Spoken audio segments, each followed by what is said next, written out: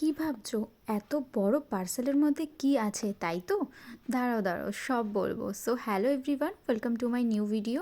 তো এই পার্সেলটা আসার জন্য আমি অনেক দিন ধরে অপেক্ষা করছিলাম, বিভিন্ন জায়গায় সার্চ করে করে অবশেষে পার্সেলটা পেয়েছি। তাই আর সময় ধরে রাখতে পারলাম না নিজের কাছে, তাই সঙ্গে সঙ্গে বরমশাইকে ডেকে নিলাম যে তাড়াতাড়ি এসে পার্সেলটা ওপেন করতে হবে। তো ও চলে এলো সমস্ত কাজবাজ সেরে তাড়াতাড়ি পার্সেলটা ওপেন করার জন্য। এই হচ্ছে পার্সেলে দুটো বক্স এসছে, আর এই হচ্ছে তাকগুলো।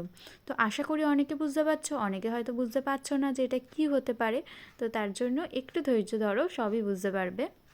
চলো তোমাদেরকে বলেই দিই আর অপেক্ষা না করিয়ে। এটা হচ্ছে একটা ফ্লোর ল্যাম্প। তো এই ল্যাম্পটার জন্য আমি অনেক জায়গায় দেখেছি, আর এই ল্যাম্পটা আমার ঘরেও একটা রাখার খুব ইচ্ছে ছিল। তো এর সাথে দিয়েছিল 3টে থাক, ছোট থেকে বড়, আর এরকম একটা ল্যাম্পের জায়গা, আর তার সাথে ছিল একটা বাল্বের লাইট, আর তার সাথে তার ছিল। আর এইগুলোকে আটকানোর জন্য, 3টেকে আটকানোর জন্য স্ক্রু দেওয়া ছিল।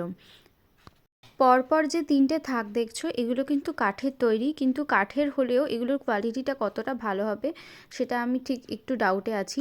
আর এটার দাম পড়েছিল 979। তো ছোট থেকে বড় পরপর এটাকে সাজিয়ে নিয়ে স্ক্রুগুলোকে আটকে দিতে হবে সেট করে, তারপর এই ল্যাম্পটাকে বসাতে হবে। যেভাবে দেখছো ভিডিওতে সেইভাবেই সেটটা করতে হবে, তোমাদের বোঝার জন্য পুরো ভিডিওটা করেছি। আর এই হচ্ছে এটার ফাইনাল লুক। 3টে যে থাক দেখছো তার মধ্যে তোমরা 3 রকমের শোপিস রাখতে পারো। আর এই হচ্ছে ফাইনাল লুকটা।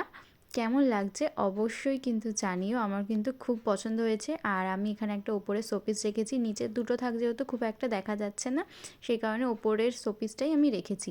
এবার বলি, এটা নিয়েছি আমি ফ্লিপকার্ট থেকে। তো জানিও এই ল্যাম্পটা তোমাদের কেমন লাগলো, যদি লিঙ্ক লাগে তাহলে অবশ্যই কমেন্ট করো, আমি লিঙ্ক দিয়ে দেবো।